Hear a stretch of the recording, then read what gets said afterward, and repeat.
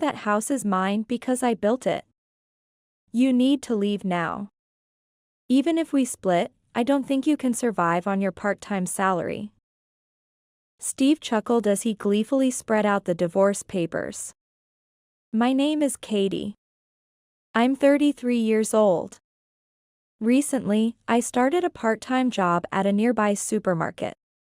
I married Steve 3 years ago after we hit it off at the same workplace. And I resigned at the same time. I wanted to keep working even after getting married. But he insisted that he wanted me home, so I reluctantly became a full-time housewife.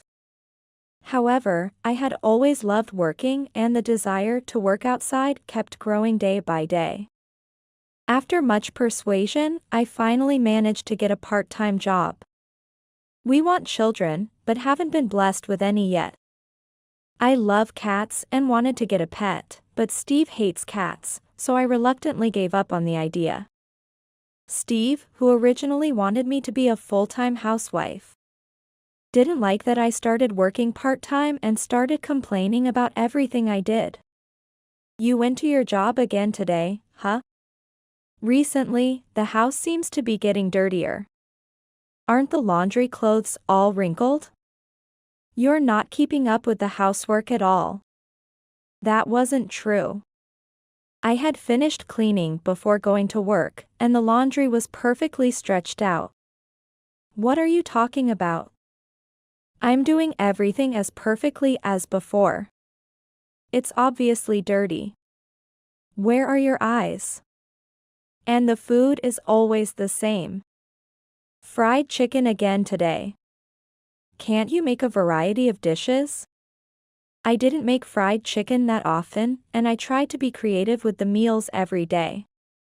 Despite the limited time, I've worked hard to make your favorite fried chicken. And I've prepared many dishes. When I talked back a little, he would return with double the intensity. Are you saying you don't have time because of your part-time job? You just pretend to be busy. Don't act so important with just a small job that doesn't even make much money. My earnings were enough in the first place. And it's only because of your selfishness that you're working. Make sure you do the housework properly. Don't make excuses about not having time. It's shameful to sweat and work for such a low hourly wage. Steve always ridiculed my job with abusive words. He had said that he wanted me to be a housewife because he didn't want others to think we were struggling financially for the sake of his own image. He mocked my part-time work every chance he got, boasting that he made enough money that we didn't need to worry about living expenses. No matter that he was my husband. Being demeaned for my work with such horrible words was something even I cannot tolerate. I was infuriated by his words every day. One day, we decided to go for a drive to visit Steve's parents' home, where we hadn't been for a while. Although I had been irritated with Steve for a long time, I was happy to go out for a change since it had been a while. At that time, I had no idea what would happen at my in-laws' house.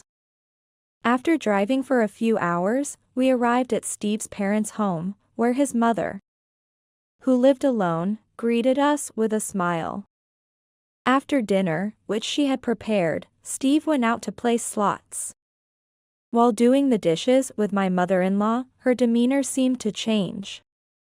She was no longer the calm person she had been, and her face became stern. As I made coffee, wondering what was wrong, we sat on the sofa and she began to speak.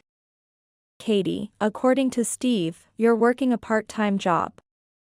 Why do you need to work when he is working so respectably? Also, I hear that you're not managing the housework because you don't have enough time or something due to your part-time job. I was a bit surprised by her sudden words. No, that's not true. I'm managing everything properly. My mother-in-law, with exaggerated surprise, said, "Oh, I've heard from Steve all about how terrible you were at housework. Lying is useless. he has been enduring this alone. He's tired from work, and it's really pitiful that he has to return to a house full of garbage. You're not making decent meals, are you? Quit that part-time job. No one at your workplace will care if you're not there. They can just hire someone else. Your job is to take care of the house. All right? From now on, focus on the house and properly support Steve. Really, don't embarrass yourself as Steve's wife. My mother-in-law has old-fashioned beliefs, thinking that a wife should stay at home. She got married right after finishing school and has never worked, always being a full-time housewife. Steve also grew up believing that's how a wife should be. That's why both of them dislike the idea of me working outside. Nevertheless, my mother-in-law's words were too harsh. She not only dismissed the job I was working so hard at, but also cruelly said that no one would be troubled if I quit. Those heartless words deeply upset me. My part-time job was fulfilling and everyone was kind. The atmosphere was very positive. Everyone treated me well and relied on me. It was heartbreaking to be spoken about as if I were unnecessary while she doesn't even know any of this. It was also quite a shock to discover that Steve had been bad-mouthing me behind my back even though I did take care of our home properly. In fact, I had been working harder than ever on the household chores, so that they didn't get neglected because of my part-time job. I knew his job was tough, so I was trying my best to accommodate that. But Steve and his mother were bad-mouthing me over the phone. I didn't want to believe it. After being told such awful things, I was very down for a few days. But then I suddenly remembered my father's face. Since my mother passed away, my father had been living alone in our family home. He lived a bit far from me, and I hadn't visited him recently because I had been busy. I wanted to hear my father's voice, so I called him. Usually, he answers the phone quickly, but that day, the ring went on for a long time. Just as I started to worry, he finally answered. "Katie, it's been a while. Are you well?" Hearing my father's calm voice, I was so relieved that tears started to flow. "What happened? You took a while to answer the phone. If you're busy, I can call back later." He seemed to be catching his breath. "No, I'm sorry. I fell down the stairs recently and hurt my back. I can't move around much now, but don't worry about me. I'll be fine soon. By the way, what's up? Is anything wrong?" I was really surprised. My father, who used to be so athletic, had fallen down the stairs and hurt his back. "No, I'm fine. Just make sure you take care of yourself and get better soon. I'll come to visit you soon, so wait for me." "Yeah. I'm okay." But then I thought, he's already considered elderly, and injuries might take longer to heal. I had always been reassured by his vitality, but suddenly I felt anxious. If he keeps using the stairs every day, he might slip again. Moreover, the stairs in the old family home are a bit steep. And there are high steps in the entrance and bathroom. I became very worried about my father living in that house while protecting his back. What if something happens and he gets seriously injured? I couldn't just sit still. I had always thought it would be good to live closer to him. But I realized there was no time left to hesitate. I made a major decision to build a safer, more accessible home for my father nearby. I had a source of income that I had kept hidden from my husband. I had inherited apartment management from my grandfather. It was originally meant to be my father's, but he had put it in my name in case of emergencies. He had told me it was better not to talk much about it, so my husband didn't know. I had saved all the rental income up to now. I would use that money to build a new house for my father. I had caused a lot of worry and hadn't been able to do much to repay him. So now I felt elated thinking about giving my father the best gift of his life. Although I would build it myself, it would involve a lot of money and I couldn't just keep it a secret. I needed to get Steve's understanding. I was nervous he might complain and reject the idea, but instead he said, "I see. That makes sense. Considering his age, a new house might be better. If a part-timer like you can manage that, then go ahead and try. Just don't come crying to me if you can't do it." He insulted me again, which infuriated me, but arguing would only complicate things further. So I decided to hold back and not to retort this time. This made things easier for me. I immediately started looking for a good contractor and moved forward with the process. But it seemed that Steve was not pleased with the idea of me actually building the house.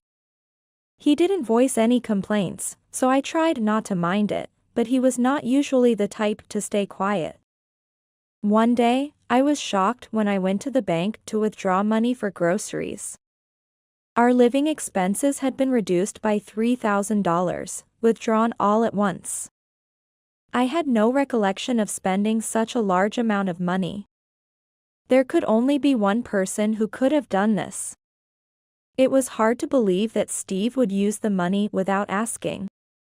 But indeed, the money was gone.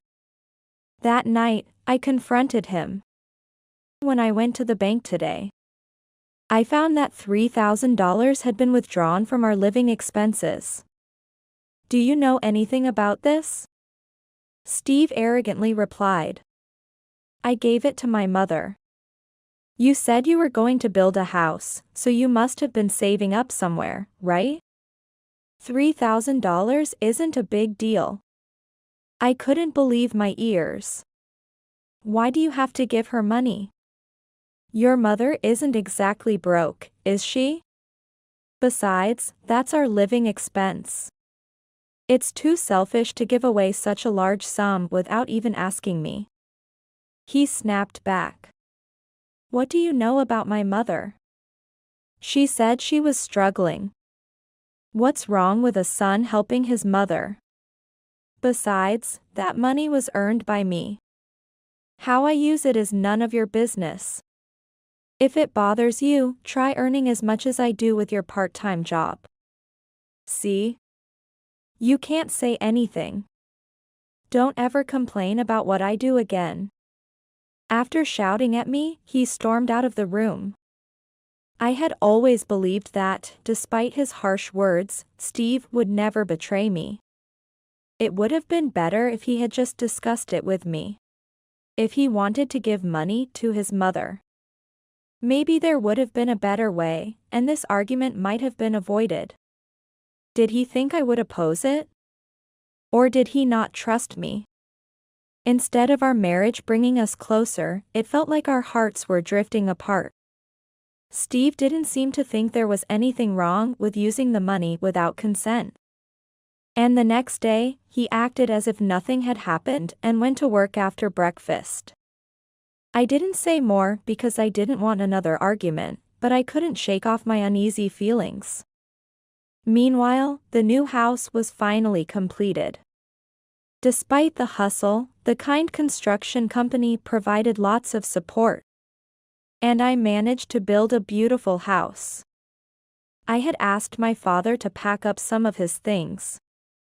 But he shouldn't overexert himself alone, and I arranged for movers to handle everything for him.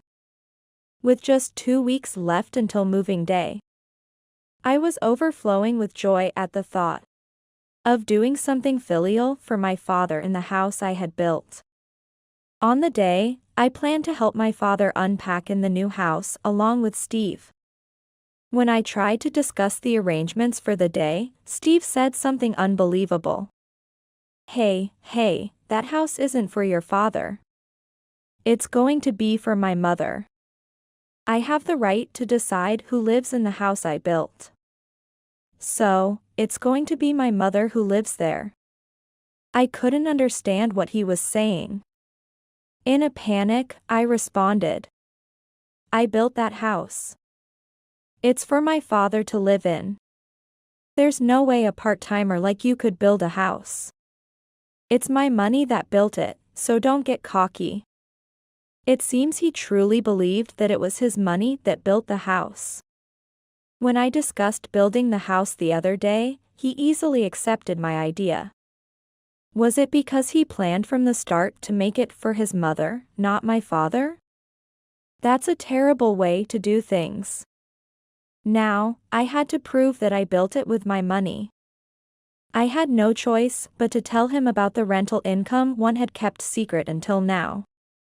I made up my mind to tell him about it. You made up a ridiculous story just because you want the house as you like. If you're going to lie, at least make it a decent one. He didn't believe me at all and went somewhere. I was at a loss but had no choice but to explain until he understood. As I waited for him to return, he came back with an incredibly grim expression and then blurted out. Hey, you tried to deceive me. Claiming you built that house. You're a liar. That house is mine because I built it. You need to leave now. Even if we split, I don't think you can survive on your part-time salary. I was at a loss for words due to the suddenness of it all. That house was built by me, and besides, telling me to leave so suddenly is too much. Sign this and get out tonight. He laughed as he slammed the divorce papers on the table and went to his room. His section was already filled out. After continually belittling me, presenting the divorce papers like that was truly the lowest he could stoop. He must have done this terrible thing to drive me to despair. He probably thought that by bringing up divorce, I would give in and let his mother live in that house. But unfortunately for him, I had enough income to live on my own without him. This action of his was the last straw for me. I signed the divorce papers and submitted them. Then hurriedly packed my bags and left the house to go to my father's home. My father was surprised to see me arriving suddenly with big luggage, but he warmly let me come in. After I told him everything that had happened up to today, he patted my back and said, "You've had a tough time. Then you can live with me in the new house. That would make me happy." The moving day arrived, and everything went smoothly because I was there. We successfully moved in without any problems. I found it a bit eerie that my ex-husband hadn't made any contacts after making such a fuss claiming the house was his. But I tried not to worry because I didn't want to think about someone I was divorced from. Then, a few days after starting life in the new house with my father, something unbelievable happened. It was noisy outside, and when I looked out the window, I saw a large moving truck stopped, claiming they were moving to this house. I hurried to the mover and asked what was happening. It turned out the customer was actually my ex-husband, and he would soon arrive with his mother to move in.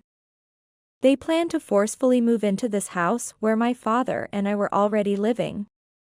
Since we were divorced, he was a complete stranger, and it would be troublesome if they just showed up. Feeling a creepy kind of fear about my ex-husband's forceful intentions, I explained the situation to the confused movers and asked them to stop their work. Then I discussed it with my father and hurriedly called the police. When I explained everything to the police, they confirmed that the house was my property. And since my ex-husband and I were divorced, he had no rights to live here. And merely entering against my will could be considered trespassing. Then my ex-husband and his mother arrived nonchalantly. Seeing the police, they started panicking. At that moment, he finally understood that I was the one who built the house. However, with his mother panicking beside him and being bombarded with questions by the police, he had already lost his composure and shouted, "What is this? Why can't I live in this house?" Looking at him, I thought I was done dealing with such a person. But to protect my father and myself, I handed over the final weapon to the police. Although the situation calmed down thanks to the police, I heard that my ex-husband faced serious consequences later. He was serious about living in this house. So he had cancelled his apartment lease and even sold his mother's house, leaving him with no place to return to. And with a breach of contract fee demanded by the movers and a truckload of belongings, he literally found himself stranded on the street with his mother. The final weapon I handed to the police was the evidence of the verbal abuse, essentially domestic violence, that my husband had subjected me to. Having been unable to endure my husband's abusive language any longer, I had thought of getting back at him someday, and had installed surveillance cameras to record everything. The footage showed me diligently doing housework, and my husband constantly spouting unreasonable abuse. Using this footage, I managed to further corner my ex-husband. I hired a lawyer and sued him, and was able to extract a settlement from him. The expenses from the moving chaos and the settlement I received from him depleted the money he got from selling his mother's house and his own savings. Now, he and his mother are reportedly living in a rundown apartment. Word of this spread quickly at his workplace. Realizing there was something wrong with his character, his colleagues distanced themselves. And now he is isolated and frowned by everyone at the company. As for me, I finally got to own a cat. My father's back has completely healed, and we're discussing taking a trip with the cat. I also used the settlement money to open a shop dealing with cat goods. It was challenging at first, and there were failures, but gradually, customers increased. And the business is doing well. Every day is peaceful and truly enjoyable. I never thought that the action I took for my father's sake would lead to my own happiness. I truly feel that it was the right decision. Recently, there has been a happy development. A man who always comes to my shop and chats pleasantly has been particularly kind to both people and cats. We've made plans to go for a drive together. I'm going to live my life freely and enjoyably. I'm excited about the new happiness that's about to begin.